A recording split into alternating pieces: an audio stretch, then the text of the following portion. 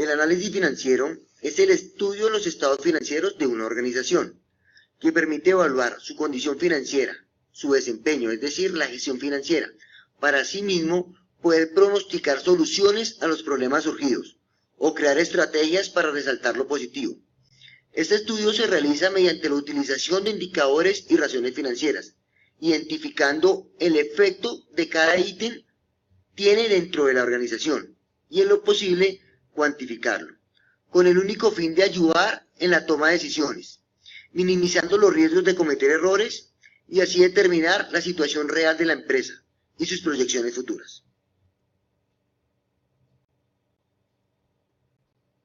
El objetivo general del análisis financiero.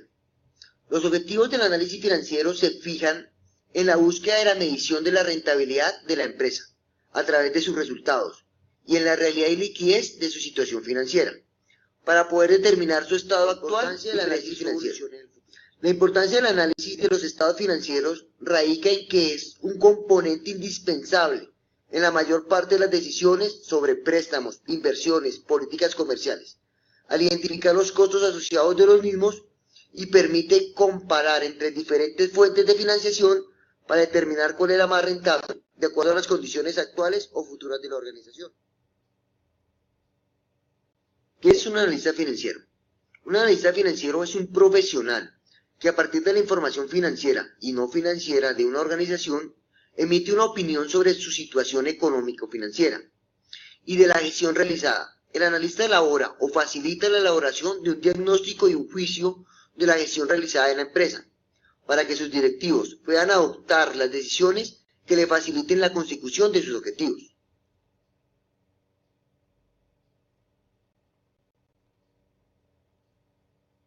Clases de análisis. Análisis financiero profesional o análisis fundamental. Es realizado por agentes externos, como bancos, intermediarios financieros, posibles inversionistas, etc. Y el objetivo de dicho análisis es informar de la situación patrimonial de las empresas, como única finalidad de proveer una recomendación de inversión en parámetros reales u objetivos, basados en variables financieras, económicas y de producción de la empresa. Es decir, es un análisis de negocios empresarial. Es realizado por agentes internos, como empresarios, proveedores, clientes, empleados, etc. Y el objetivo de dichos análisis es precisar la efectividad de las decisiones tomadas en la organización, en cuanto a la estructura patrimonial, como la liquidez, sus flujos, su solvencia, con el fin de identificar falencias, corregirlas y poder tomar decisiones sobre futuros cambios o lineamientos a seguir, como en pagos, inversiones y financiación. Es decir, es un análisis de gestión y mejoramiento.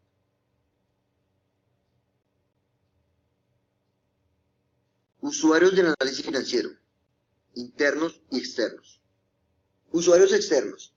Entre los usuarios externos tenemos las instituciones financieras, las cuales analizan los datos financieros de la empresa para establecer el grado de riesgo de los créditos, definir los plazos a otorgar y en general para aceptar o rechazar solicitudes. Los bancos y acreedores en general, pues unos y otros tienen en común que las utilidades que esperan recibir por el crédito otorgado son fijas. En consecuencia, en cierta forma depende de la situación financiera y del deudor. Las cámaras de comercio, porque centran sus intereses en el análisis financiero en su misión de fe pública, dada la referencia a cada uno de sus miembros al momento de expedir una certificación de empresarios para cualquier motivo.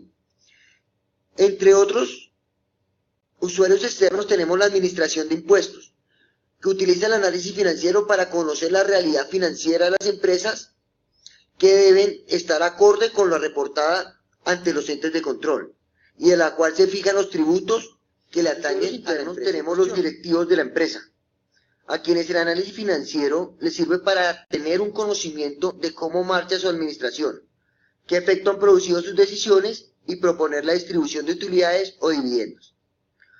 Tenemos también los accionistas o propietarios de la empresa, a quienes les interesa conocer aspectos como el riesgo y la rentabilidad de su inversión frente a otras opciones del mercado financiero. Tenemos también los empleados de la empresa. Están interesados en conocer sus posibilidades de estabilidad laboral y para obtener mejores condiciones salariales, prestacionales y servicios complementarios. También tenemos entre los usuarios internos a los proveedores, quienes le hacen suministros a la empresa y que están interesados en saber si el crédito que concede está suficientemente respaldado y si los negocios que sostienen tienen continuidad o por el contrario deben buscar nuevos clientes.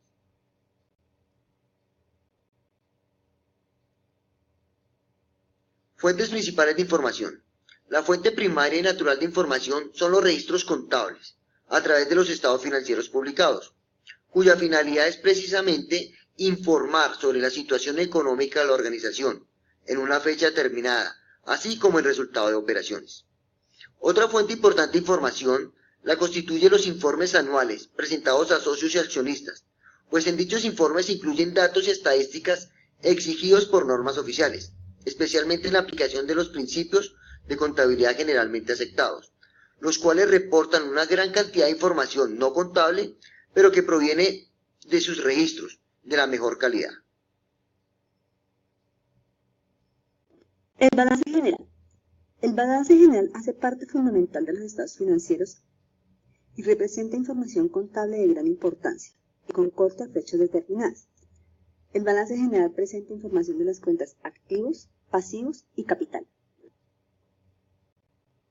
La cuenta activos. Los activos representan los recursos obtenidos por la empresa producto de sus operaciones, tales que se puedan controlar, identificar y cuantificar en términos monetarios, para emplearlos posteriormente en beneficio futuro de la misma compañía.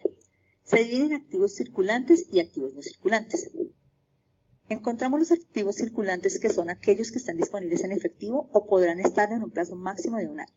Entre ellos tenemos efectivo y sus equivalentes, inversiones temporales, cuentas por cobrar.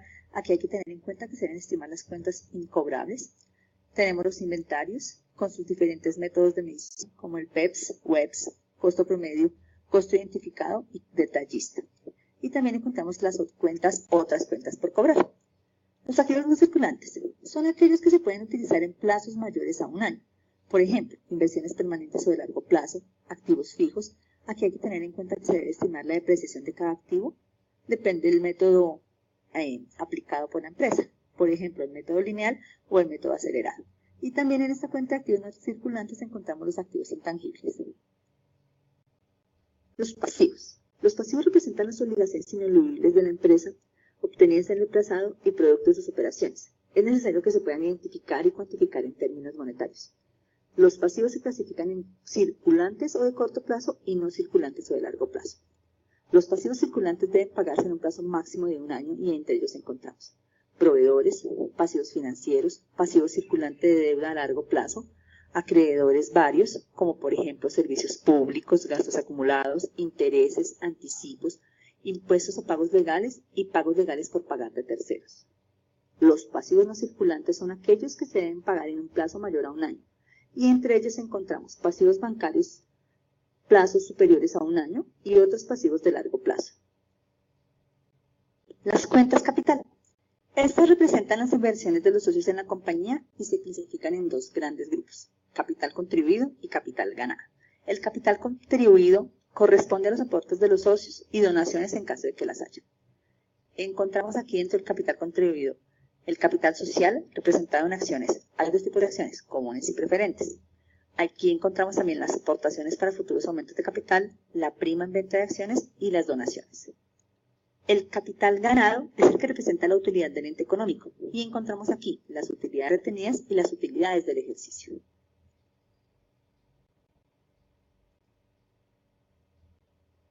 Por último, tenemos algunas conclusiones del análisis financiero. El análisis financiero es de suma importancia para la toma de decisiones trascendentales para una organización. El análisis financiero es el estudio e interpretación de los estados financieros con el fin de analizar detalladamente cada uno de los rubros de este y poder orientar a la alta dirección de una organización a la toma de decisiones. El análisis financiero puede ser elaborado por agentes internos en busca de falencias y fortalezas con el fin de mejorar los beneficios económicos, y por agentes externos con el fin de valorar la factibilidad de una inversión o respaldo de una deuda. Por último, tenemos la importancia del análisis financiero radica en el entendimiento de la situación actual de la empresa y su posible proyección a futuro, mediante herramientas matemáticas con el único fin de El determinar balance variables general económicas y financieras. es uno de los principales instrumentos de análisis financiero. Este representa cifras importantes y referentes a la situación económica de la compañía. Es vital para la toma de decisiones. El balance general representa las cifras del periodo en el que se cierra y no cifras acumulativas.